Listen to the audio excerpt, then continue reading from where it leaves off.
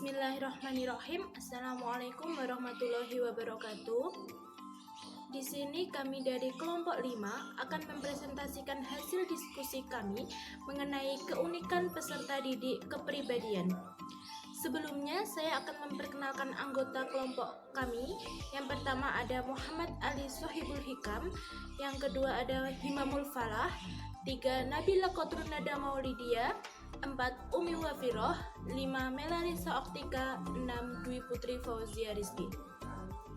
Di sini kami akan membahas 5 subbab. Yang pertama yaitu mengenai pengertian kepribadian, yang kedua tipe kepribadian, yang ketiga faktor-faktor yang mempengaruhi kepribadian, yang keempat ciri-ciri kepribadian yang mempengaruhi proses dan hasil belajar, dan yang terakhir mengenai peran seorang guru dalam membentuk dan mengembangkan kepribadian peserta didik. Langsung saja materinya akan disampaikan oleh pemateri. Baik, saya akan menjelaskan sebab yang pertama yaitu mengenai pengertian kepribadian. Kepribadian menurut Allport adalah suatu organisasi yang dinamis dari sistem psikofis individu yang menentukan tingkah laku dan pemikiran individu secara khas dan berbeda-beda. Sedangkan karakter adalah cara berpikir dan berperilaku yang menjadi ciri khas setiap individu untuk hidup dan bekerja sama, baik dalam lingkungan keluarga, masyarakat, bangsa, maupun bernegara. Individu yang berkarakter baik adalah individu yang bisa membuat keputusan dan siap bertanggung jawab atas akibat dari keputusan yang ia buat. Dan menurut Al-Wisol menjelaskan pengertian karakter sebagai penggambaran tingkah laku dengan menonjol adalah melalui nilai-nilai yang benar dan salah, baik maupun buruk.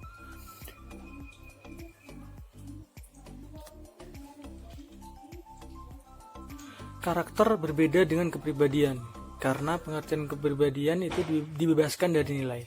Meskipun demikian, baik kepribadian personality maupun karakter terwujud tingkah laku yang ditunjukkan di lingkungan sosial. Keduanya relatif, permanen serta menuntun, mengarahkan dan mengorganisasikan aktivitas individual. Nah, berdasarkan pengertian tersebut dapat disimpulkan bahwa kepribadian itu meliputi segala corak perilaku dan sifat yang khas yang dapat diperkirakan pada diri seseorang atau lebih bisa dilihat dari luar.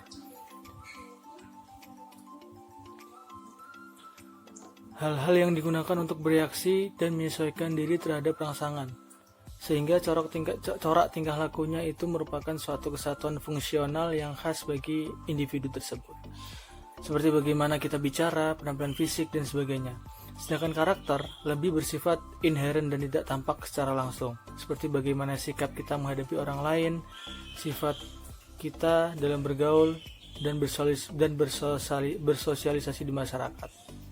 Ya, untuk selanjutnya adalah kecenderungan kepribadian ekstrovert, yaitu adalah kecenderungan seorang anak untuk mengarahkan perhatiannya keluar dari dirinya, sehingga segala suatu sikap dan keputusan-keputusan yang diambilnya adalah berdasarkan pada pengalaman-pengalaman orang lain. Mereka itu cenderung ramah, terbuka, aktif, dan suka bergaul, dan mudah sekali untuk bersosialisasi kepada teman dan bermasyarakat khususnya. Untuk yang kedua adalah kecenderungan kepribadian introvert, yaitu kecenderungan seorang anak untuk menarik diri dari lingkungan sosialnya. Sikap dan keputusan yang ia ambil untuk melakukan suatu kebiasaan didasarkan pada perasaan, pemikiran, dan pengalamannya sendiri. Mereka biasanya memiliki sifat yang agak pendiam dan sulit bergaul.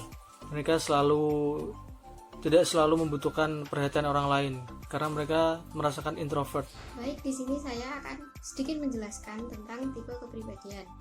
Dalam dunia psikologi, terdapat 4 tipe kepribadian yang pertama kali diperkenalkan oleh Hippocrates.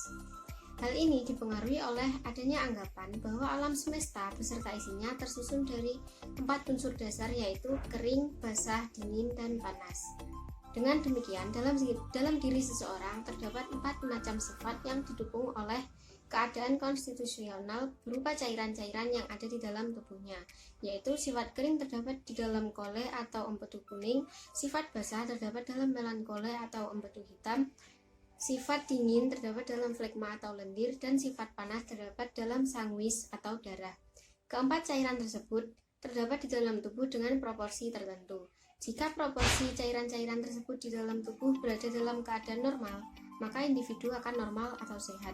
Namun, apabila keselarasan proporsi tersebut terganggu, maka individu akan menyimpang dari keadaan normal atau disebut sakit. Pendapat Hippocrates ini kemudian disempurnakan oleh Galenus yang mengatakan bahwa di dalam tubuh manusia terdapat 4 macam cairan tersebut dalam proporsi tertentu. Apabila suatu cairan terdapat di dalam tubuh melebihi proporsi yang seharusnya atau dominan, maka akan menimbulkan adanya sifat-sifat kejiwaan yang khas. Sifat-sifat kejiwaan yang khas ada pada seseorang sebagai akibat dari dominannya salah satu cairan tersebut, yang kemudian oleh Galenus digolongkan menjadi 4 tipe manusia berdasarkan temperamennya, yaitu koleris, melankolis, flegmatis, dan sanguinis.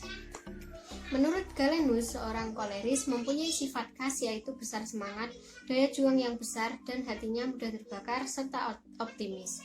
Sedangkan seorang melankolis mempunyai sifat mudah kecewa, daya juang kecil, muram, dan pesimistis. Sifat khas flegmatis tidak suka terburu-buru, tidak mudah dipengaruhi, dan setia. Kemudian, sifat seorang sanguinis yaitu mudah berganti haluan, ramah, lekas bertindak, tetapi juga lekas berhenti. Faktor yang mempengaruhi kepribadian.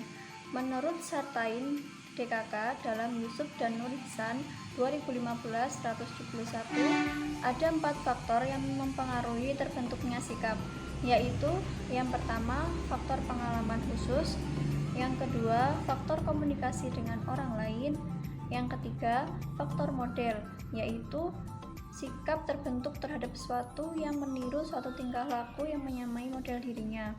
Dan yang keempat, faktor lembaga-lembaga sosial. Menurut Yusuf dan Nur Ihsan 2007 mengemukakan faktor utama yang mempengaruhi tipe kepribadian adalah faktor genetik pembawaan, yaitu fungsi hereditas dalam perkembangan kepribadian adalah sebagai sumber bahan mentah raw materials kepribadian seperti fisik, intelijensi, dan temperamen, membatasi perkembangan kepribadian dan mempengaruhi keunikan kepribadian.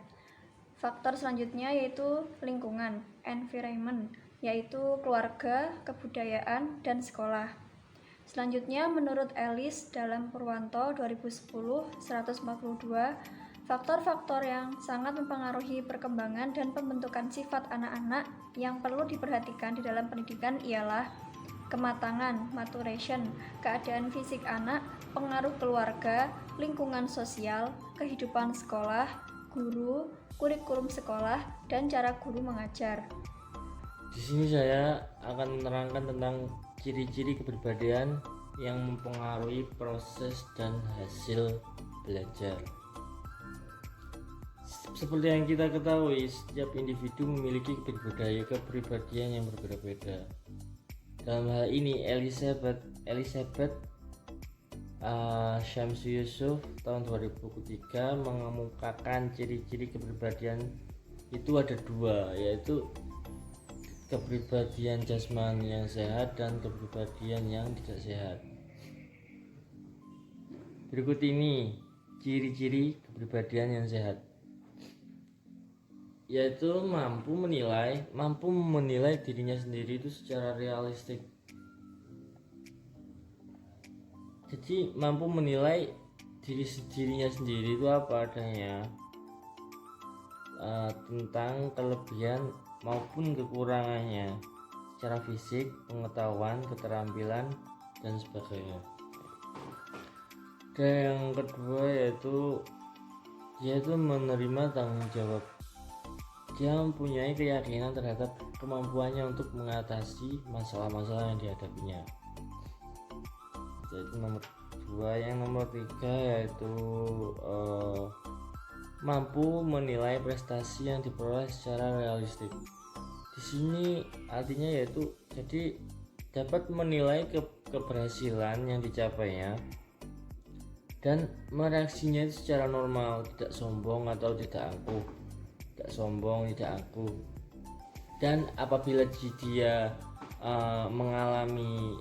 mengalami kegagalan, dia itu tidak mereaksinya dengan frustasi, tapi dengan sikap yang dermawan. Itulah salah satu contoh kepribadian yang sehat.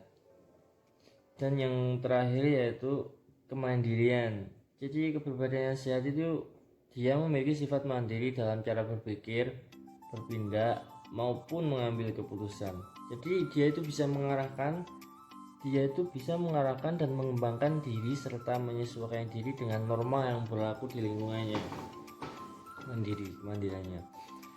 Dan yang kedua yaitu yang kepribadian yang tidak sehat, ciri-cirinya yaitu mudah marah, tersinggung, menunjukkan kekhawatiran dan kecemasan, sering merasa tertekan, bersikap kejam terhadap yang usianya lebih muda, ya seperti membuli lah, atau terhadap binatang, sering menyiksa binatang. Itu termasuk kepribadian yang tidak sehat. Dan kebiasaan berbohong, bersikap memusuhi semua bentuk otoritas, senang mengkritik atau mencemooh orang lain, dan yang terakhir yaitu kurang memiliki rasa tanggung jawab. Ya, itulah ciri-ciri kepribadian yang mempengaruhi proses dan hasil belajar menurut Elizabeth Syamsu Yusuf tahun 2003. Baik, yang selanjutnya saya akan menjelaskan mengenai peran guru dalam membentuk dan mengembangkan kepribadian peserta didik yang menunjang keberhasilan belajarnya. Guru merupakan sosok yang menjadi teladan baik dari segi pengetahuan maupun kepribadian bagi peserta didiknya. Nah, peran guru memiliki artian bahwa keseluruhan perilaku yang harus dilakukan oleh seorang guru dalam melaksanakan tugasnya sebagai guru. Dalam Undang-Undang Nomor 14 Tahun 2005 tentang Guru dan Dosen Bab 1 Pasal 1 dijelaskan bahwa guru memiliki tugas utamanya yaitu mendidik, mengajar, membimbing, mengarahkan, melatih, menilai, dan mengevaluasi.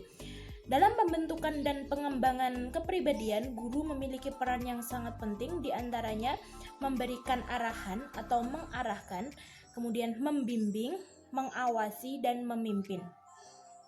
Yang pertama, peran guru dalam memberikan arahan atau mengarahkan.